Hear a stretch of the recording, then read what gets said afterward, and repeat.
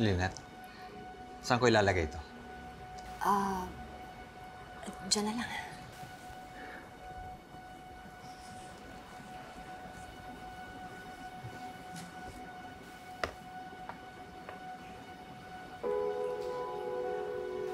Alam mo, pangarap ko lang naman magkaroon ng buong pamilya. Kasi maaga namatay si nanay noon eh. Katapos nagkatuluyan si Tiang Susan tsaka si tatay. Pero pagkatapos ng ilang taon, namatay na rin si tatay. Nung bata ako, inggit na inggit ako dun sa mga batang kumpleto yung pamilya nila. Yung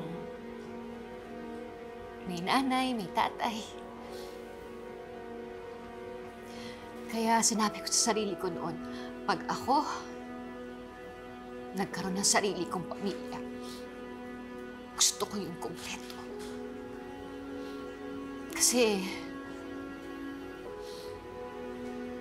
ayaw ko maranasan ng anak ko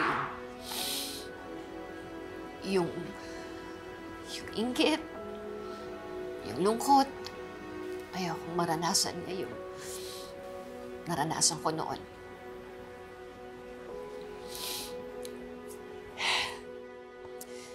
Kaya yun, nagpakasal ako kay Carlos.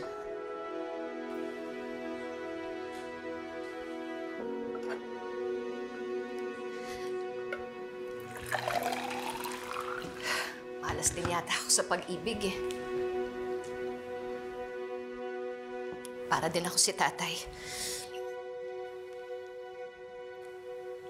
Baka nga talagang hindi ko na matutupad yung pangarap ko na magkaroon ng buong pamilya si Annalyn. Siguro, talagang hindi na ako makakahanap ng makakasama ko hanggang buhay. Lynette, pwede pang magkaroon ng kompletong pamilya si Annalyn. At sigurado ako, makakahanap ka pa ng makakasama mo sa buhay. Ewan ko lang, RJ, kasi parang nakakapagod na eh. Lagi ka na lang nasasaktan.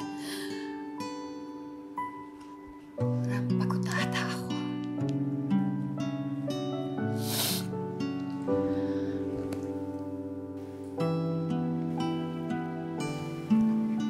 Lynette, alam kong bugbog na ang puso mo. At isa ako sa nanakit nun.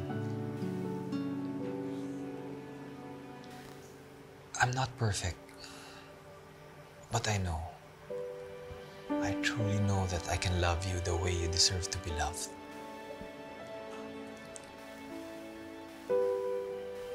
All this time, mahal kita. At alam kong mahal mo pa rin ako.